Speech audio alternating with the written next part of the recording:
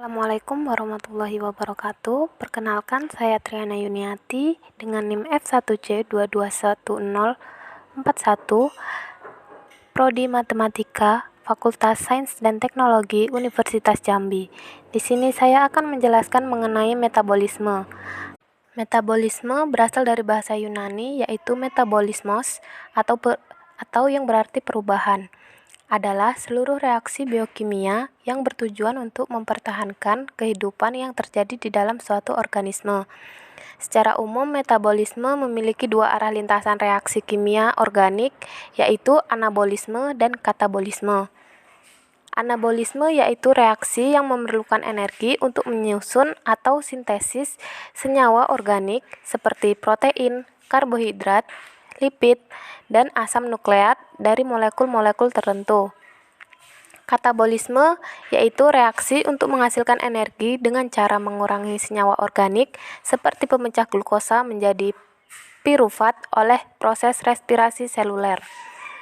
Contoh anabolisme yaitu fotosintesis. Secara bahasa, fotosintesis berasal dari bahasa Yunani yaitu foto yang berarti cahaya dan sintesis yang berarti penggabungan.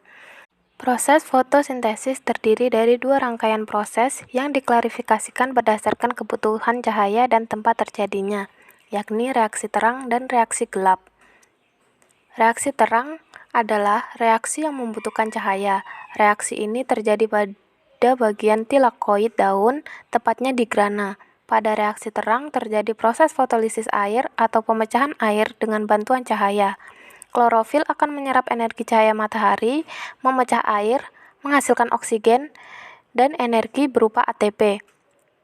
Dalam reaksi terang terjadi tiga proses yang berlangsung di dalam membran tilakoid, yaitu pigmen fotosintesis menyerap cahaya dan melepaskan elektron yang akan masuk ke transport elektron. Bersamaan dengan itu, terjadi fotolisis air atau pecahnya molekul air menjadi oksigen, ion-ion hidrogen, dan elektron. ATP dan NADPH terbentuk. Pigmen fotosintesis yang melepas elektron menerima kembali elektron dari molekul air sebagai ganti elektron yang hilang. Reaksi terang ini dapat dibagi lagi menjadi tiga bentuk tahapan, yaitu tahap siklik, non-siklik, dan fotolisis. Reaksi siklik terjadi apabila cahaya ditangkap oleh klorofil P700, kemudian elektron diteruskan ke akseptor elektron dan kembali ke P700. Sedangkan reaksi non-siklik melibatkan fotosistem 2, yakni klorofil P680, elektron akan ditangkap oleh P680 dan disalurkan ke fotosistem 1, P700. Penamaan kedua fotosistem tersebut berdasarkan panjang gelombang optimal yang dapat diserap, yakni 680 nanometer dan 700 nanometer. Pada tahap siklik hanya menghasilkan ATP, sedangkan pada tahap non-siklik menghasilkan ATP dan juga NADPH2 dalam jumlah yang hampir sama. Fungsi aliran elektron siklik yang hanya memproduksi ATP berperan untuk menutupi kekurangan ATP tersebut. Jalur siklik terjadi pada beberapa bakteri dan juga pada semua organisme fotoautotrof. Reaksi gelap atau yang kita kenal dengan reaksi Calvin-Benson, di mana siklus ini dibagi menjadi tiga tahap, yaitu reaksi fiksasi, reaksi reduksi, dan reaksi regenerasi, di mana reaksi ini terjadi di dalam stroma. Pertama, reaksi fiksasi.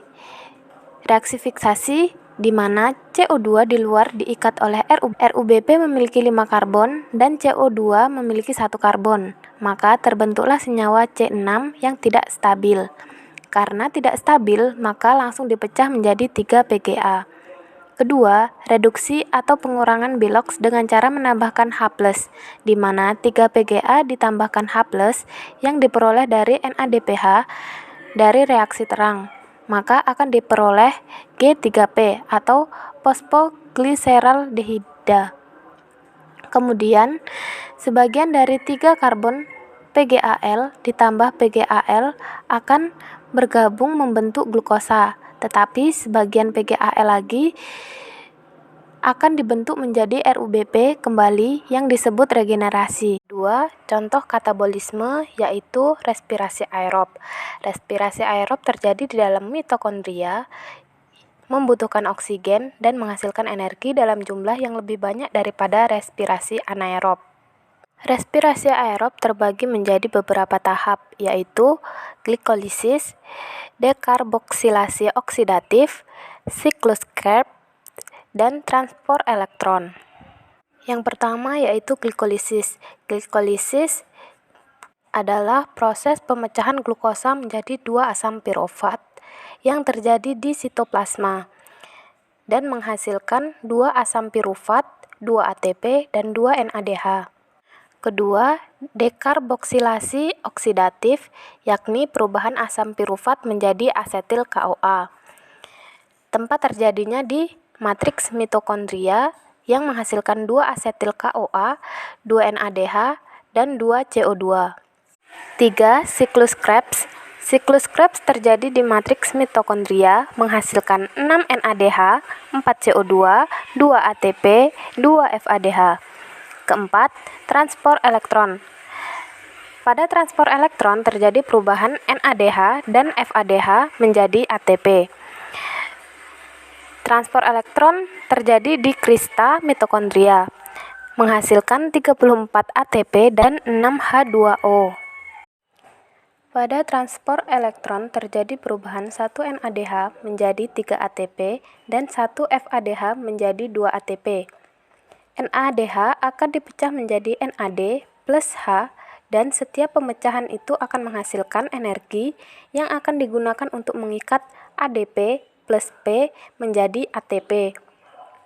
Dan H akan diberikan dengan akseptor elektron terakhir yaitu oksigen dan menghasilkan H2O. Sehingga diperoleh 1 NADH menjadi 3 ATP. Begitupun 1 FADH menjadi 2 ATP. Maka dapat dihitung dari glikolisis terdapat 2 NADH, dekarboksilasi oksidasi 2 NADH, kemudian dari siklus Krebs ada 6 NADH, sehingga terdapat 10 NADH menghasilkan 30 ATP. Kemudian pada siklus Krebs terdapat 2 FADH sama dengan 4 ATP, sehingga 30 ATP ditambah 4 ATP sama dengan 34 ATP. Demikianlah penjelasan mengenai metabolisme. Saya akhiri, wassalamualaikum warahmatullahi wabarakatuh.